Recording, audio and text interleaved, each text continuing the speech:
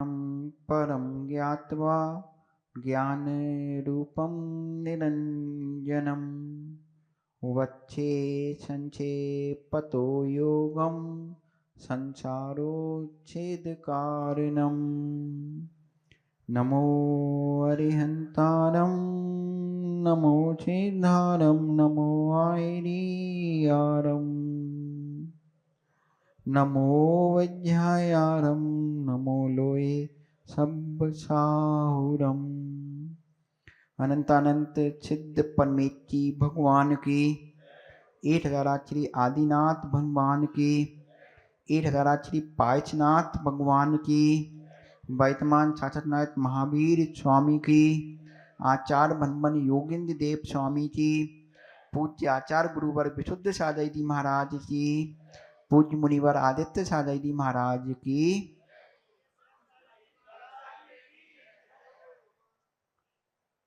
भव्य आत्माओं, आज पुनः हम अपने आत्मा के कल्याण के लिए धर्म सभा में एकत्रित हुए हैं। कल्याण 3 चीजों से होता है, एक सोचने से, एक करने से और एक विचारधारा के ऊपर अनुसरण करने से। तो जो हम कर रहे हैं वो कहलाती हैं आदतें, जो सोच रहे हैं वो हमारी मना स्थिति, हमारी विचार, और इन दोनों के बीच में जो किया जाता है वो परिस्थितिवश कार्य क्रिया। इन तीनों का सही उपयोग हो जाता है तो व्यक्ति भगवान बन जाता है, अपना उत्थान कर लेता है, कर्म सिद्धांत को समझ लेता है। क्योंकि कर्म सिद्धांत पुरानी पाठशाला है, जिसमें जो लिखा गया है वो आपको मिलेगा, लेकिन पूर्णता वो ही नहीं है। जो हम करेंगे वो भी हमारे हाथ में है। तो वो क्रिया और ये मन। तीसरी चीज, इन दोनों के बाद बनता है हमारी सोच, हमारी अपनी प्रवृत्ति, और वो ही सुधरने के लिए धर्म सभा होती है। क्योंकि आदमी में परिवर्तन नहीं आता। यहाँ ऊपरी शरीर है कि कोई पुरुष महिला बन जाए, महिला पुरुष बन जाए, वो नहीं होता। जो है वो ही रहेगा। जितने हाथ पांव हैं, जितने नहीं है, उसमें परिवर्तन नहीं आता। परिवर्तन आता है अपनी सोच में, अपनी विचारधारा में, अपनी स्मरण शक्ति में, कि हमारा जैसा करने से हमें क्या प्राप्त हो जा, जिसे कहते हैं आदरथ शक्ति के रूप में। जो हमें नहीं दिख रहा उसे देखने की क्षमता प्राप्त हो जाती है। कि बीज बोया है, फल लगेगा। जिसका बोया वो आप जान लो, बमूल का श्याम का। तो ऐसे ही अपनी सोच में परिवर्तन बनने में जो निमित्त बनते हैं वो अरिहंत देव और उनकी वाणी, उसे कहती है जिनवाणी।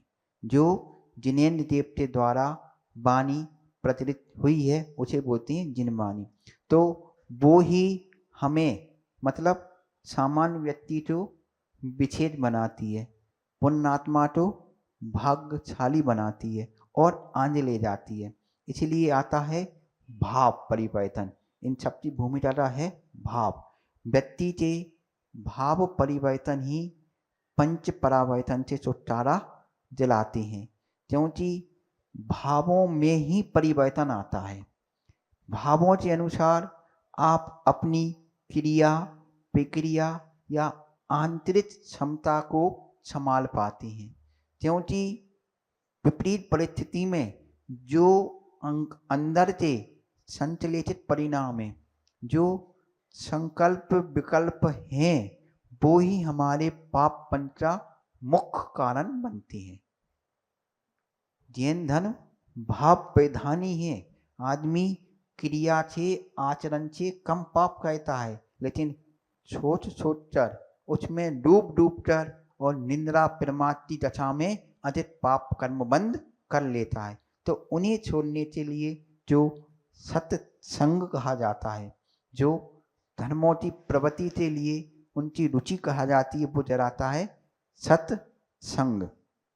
सत्संग का परिचय देते हुए आचार्य भगवान कहते हैं कि आपकी प्रवृत्ति, आपकी क्रिया मात्र बोलने से, किसी को बताने से स्पष्ट नहीं होती।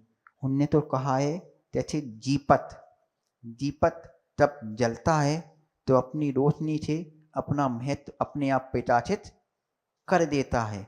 ऐसे ही आप अपनी क्रिया को सुधारोगे, अपने भाव सुधर जाएंगे तो क्रिया अपने आप सुधर जाएगी। हमें अपने साधन नहीं बदलना, साधन तो वो ही है, अपनी सिर्फ सोच बदलना है। क्योंकि मौसम नहीं बदलते, आपके मन के संकल्प विकल्प बदलते हैं। और अगर संकल्प सही है तो आपका फल भी बहुत अच्छा मिलने वाला है। हम जो भी करें उसके लिए आवश्यक नहीं है कि वो शुरुआत कैसी हो रही है।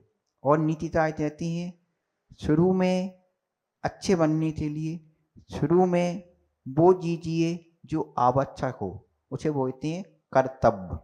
जो करने योग्य कार्य है वो ठहराता है कर्तव्य। शुरू में जो आवश्यक है वो जरूर कीजिए, उसके करने के बाद जो संभव है, अपन ने जो सोचा है ये भी हम कर सकते हैं, संभव चाय कीजिए। आप इन दोनों में लगे रहिए, दुनिया चाहिए थी आपने असंभव छाप कर लिया। क्योंकि आपकी प्रवृत्ति धीरे धीरे वहां ले जाएगी जहां आपने सोचा नहीं है। दो चीज, पहले करने योग्य आवश्यक कार्य और इसके बाद जो अपन जो आसान लगते हैं संभव कार्य, तो आप कहाँ पहुंचेंगे?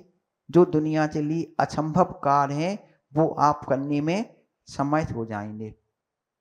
आजकल पढ़ाई लिखाई का जमाना है, नीति चाल अच्छी बात देती है। पढ़े लिखे लोग परिस्थितियों के हिसाब से खुद दो बदलने में समर्थ हो जाते हैं। जैसी परिस्थिति है उसके अनुसार वो अपनी पढ़ाई का उपयोग करते हैं कि वैसे में ढल जाते हैं। लेकिन अनुभवी व्यक्ति, जिन्हें कहते हैं पुराने सफेद बाल, जो अनुभवी व्यक्ति अपने हिसाब से परिस्थितियों को बदलने में समर्थ होते हैं। इसलिए अनुभव जो मिला है, जो आचार्य अपनी गूढ़ तपस्या के द्वारा जो अनुभव देते हैं, वो अनुभव प्राप्त करने के लिए अपने यहाँ बार बार आते हैं। और अनुभव को एक विपरीत परिस्थिति में भी मापा जाता है। जब व्यक्ति की विपरीत परिस्थिति आती है, मतलब उसे कहीं से हटाया जाता है, उसे अलग किया जाता है, उसका अपमान किया जाता है, तो ऐसी विपरीत परिस्थितियों में जो उसका धैर्य साहस बनता है, उसके लिए उपमा दी है। जैसे वॉशिंग मशीन में कपड़ा धुलता है तो वो घूमता भी है, उसमें अंदर ही अंदर आपस में किनारी से फुलकता भी है और पानी में डूबा ही रहता है।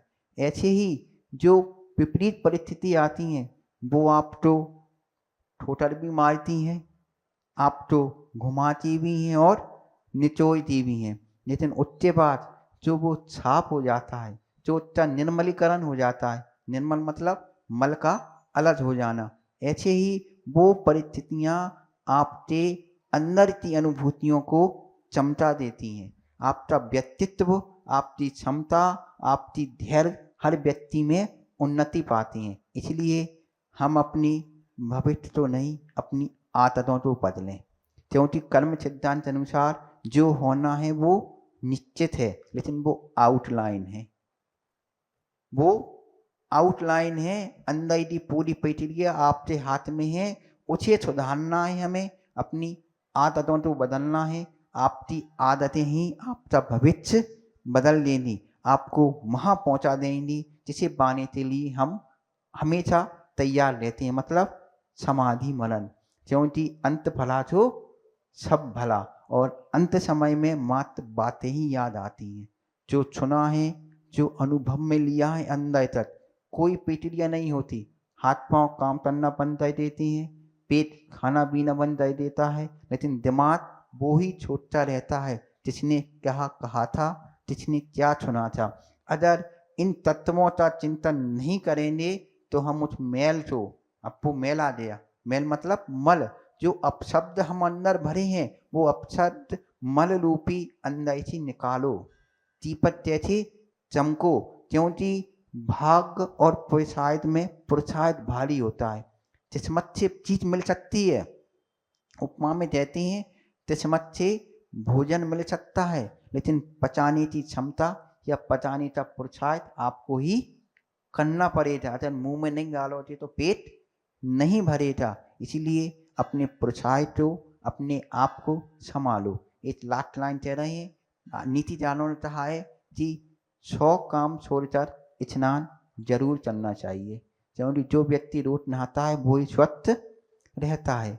1000 काम छोड़कर भोजन करना चाहिए समय पर, क्योंकि असमय पर भोजन करने से बीमारियों का जड़ बनती है।